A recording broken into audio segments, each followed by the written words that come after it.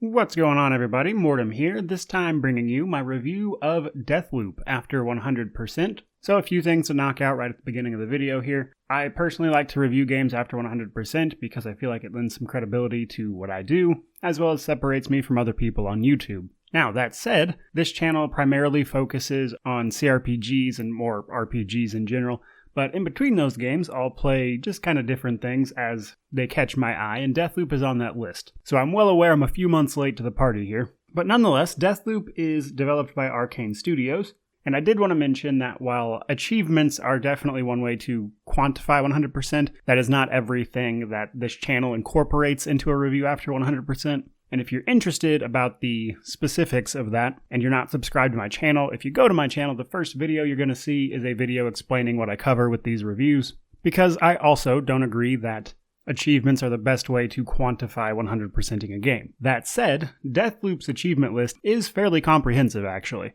Now, typically when I do these reviews, I have a bit of a format for the way I approach RPGs and reviewing them. That said, this game doesn't really fit into that, so naturally we're going to break that format and kind of shake it up a little bit. First things first, let's talk about the setup of the game. Deathloop sees you playing as a man named Colt. You're going to wake up on a beach, you're going to see floating letters everywhere. Shortly after, you're going to be attacked by a woman named Juliana who seems to kill you, and then you wake right back up on the same beach again, which is how you discover that you are in fact stuck in a time loop. Specifically, a time loop that covers the island you are on, an island known as Black Reef. Now, your goal is to break said time loop, and as the introduction of the game shows you, that can be done by killing all of the visionaries, as they are called, in one day. That is, the people who are essentially maintaining the loop by existing. The power of the time loop is somewhat centered on them, and if all of them die in one day, theoretically the loop would end. Now, that said, the only people who actually keep their memories from day to day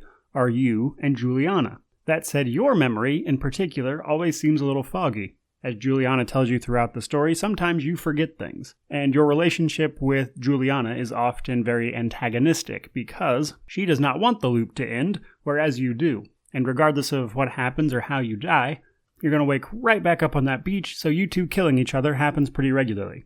Now, the actual execution of the main story tends to follow you around the island as you chase leads. These leads will be ways you can kill the Black Reef Visionaries, specifically in one day, because you can kill one or two of them basically any time, but managing to set it all up so you can do the perfect loop and thus kill all the Visionaries in a single day and break the loop requires you to chase down these leads and alter events a little bit. So with that said, let's talk about Black Reef itself. Black Reef is an island, and in terms of its explorable area, it's going to be broken up into 4 areas. Now, these areas individually are a little bit small, however, you're going to be able to come to each area at different times of the day. So the day will be broken up into 4 parts: morning, noon, afternoon, and evening. Now, during each section of the day, these areas of the game will look different, and little things will also change. Now, this is important for a few reasons, because this will change the availability of certain things, like which visionaries are there or not there,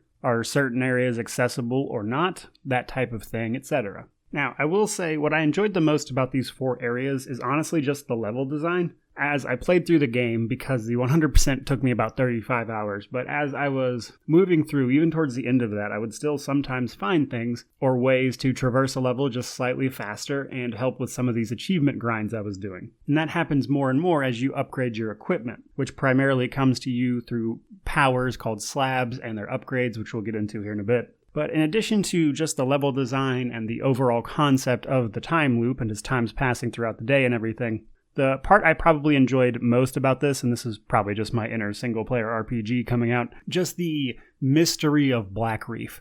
Why is this place the way that it is? What is with this anomaly that is causing this loop? What's that got to do? So there's little lore and things you can read and find throughout the island at different times of the day, and you can kind of piece some of this puzzle together. And that part was particularly enjoyable for me personally. So we've got the story, we've got the island. How does the game actually play? So for starters, there is no saving. It's just progression based. This is connected to your Bethesda account, and the game kind of keeps track of it that way. There's no like saving or redoing things outside of, the concept of a time loop. What is a time loop? Well, a time loop is basically all of those time periods in a single day. So time only moves forward for the most part. So that said, you start the game in morning, and then you can wait out certain parts of the day rather than participate in them. But it'll go morning, noon, afternoon, evening, and then after that, it will reset the whole loop and bring you back to morning. So as you traverse the island, you're going to find weapons and slabs. Now, these don't come with you because time is passing. In order for weapons and your slabs to last through to the next loop, you have to collect residium. This will allow you to infuse the weapons and things that you find, thus allowing you to bring them across loops and just kind of have them permanently as character progression. So this leads to you having a bit of a loadout that consists of weapons and their various mods, as well as some personal trinkets that you personally can find, which are just items that have particular powers due to the anomaly that can change little things about your character. Health regeneration, power regeneration. But you get to carry 3 weapons, 1 melee weapon, which is always a machete, a hacking device, which is just permanent, some grenades that you'll have so many of per map, and then 3 slab powers. These slabs are basically your abilities. Now, we'll have seen similar things in other games, such as the other Arcane Studios titles, such as Dishonored. So most of these slabs are just abilities that we've seen in other games of theirs. Now, you'll be able to have 3 of these technically, but one of them is like permanently attached to you, and this is called Reprise. Reprise allows you to die and then be resurrected twice per map, meaning you'll have a total of 3 lives per map before you actually die, and thus the loop resets itself for the day. Now, there are several others, and there's ones that'll turn you invisible or let you teleport from place to place. If you've ever seen or played Dishonored, you kind of get the gist of this. But my personal favorite was actually Nexus, which allows you to link enemies, meaning that whatever happens to one enemy happens to every enemy in the link. And you can do a lot of really fun, creative stuff with that. And that's very much so involved in taking out some targets in particular ways, and I just had a blast with that personally.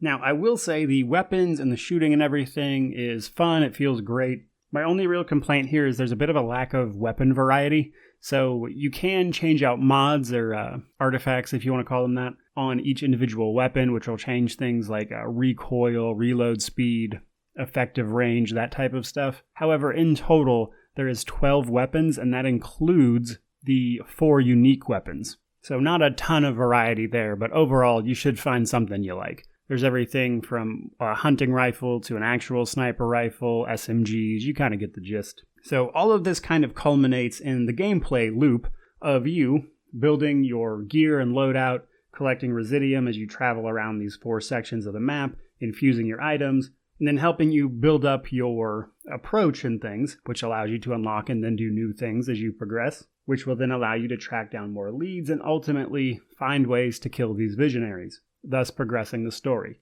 Now, the other part of gameplay that I haven't talked about yet are the invasions. So this game has an invasion mechanic, which is where Juliana primarily comes into the game besides banter. And I will just quickly mention, I don't typically talk about sound a lot, but the voice acting, as well as the dialogue back and forth, was pretty humorous to me and very well acted. But nonetheless, Juliana comes into the game quite literally by invading your game. Now, you can change the settings outside of a map to a few different things. Online mode will allow just random people to invade your map one at a time as Juliana, though there is a cap on how many times this can happen per map. There is friends only mode, which is of course your friends only invading as Juliana. And then there is single player mode. This will still have you invaded by Juliana, but the Juliana will be just an NPC controlled by AI.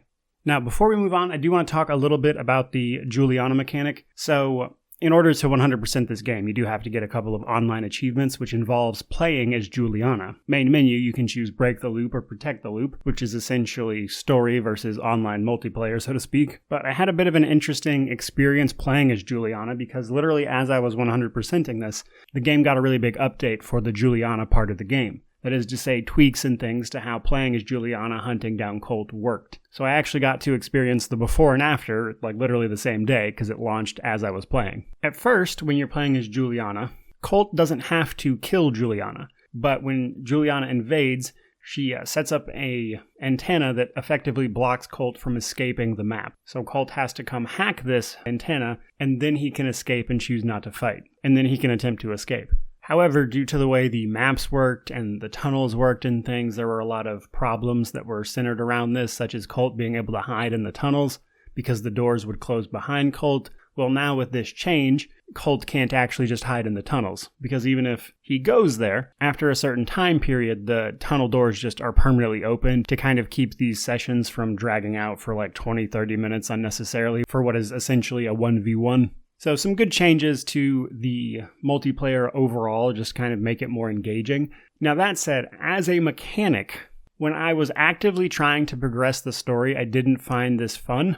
Just me personally, but again, CRPGs, that type of stuff is what I cover mostly. So this isn't exactly my type of game, so fair enough there. But personally, I found that when I was trying to progress the story and things, and I'd be on map trying to complete an objective, and then bam, suddenly I've got a 1v1 this random person, or even when it's an NPC, I mostly just found it annoying. But that said, having to play as Juliana to get some of those achievements was also pretty fun, so some give and take there for sure. Now beyond that, let's talk some positives, some negatives, and wrap this thing up. Now, positives, the gameplay is a ton of fun. Like, just the minute-to-minute gameplay of just running and gunning and then trying to find new ways to kill these visionaries, which a lot of the achievements are kind of involved in, killing the visionaries in just humorous ways. Kind of adds this weird Hitman vibe to it, and I had a lot of fun with that. And again, personally, the mystery of the island itself was really interesting to me, and if this game winds up getting DLC, I really hope they focus on the mystery of Black Reef,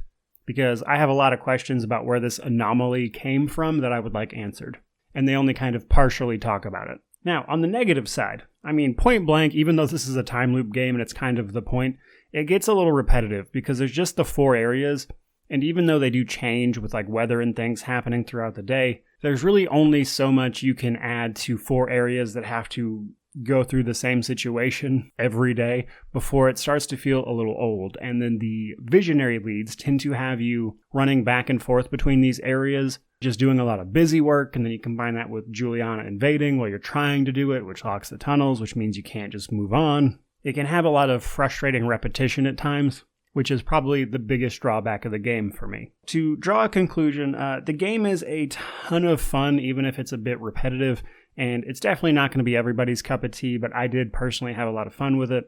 Now, for a recommendation, personally, I would buy it on a sale just because it's not my type of game. So that said, quality-wise, I do think it's worth the money. Now, before I wrap this up, I was playing, there were some minor bugs here and there. I think this was more a conversation around the initial launch. But just to mention it, in my experience on PC, I ran into some minor bugs here and there. The game crashed once or twice over 35 hours.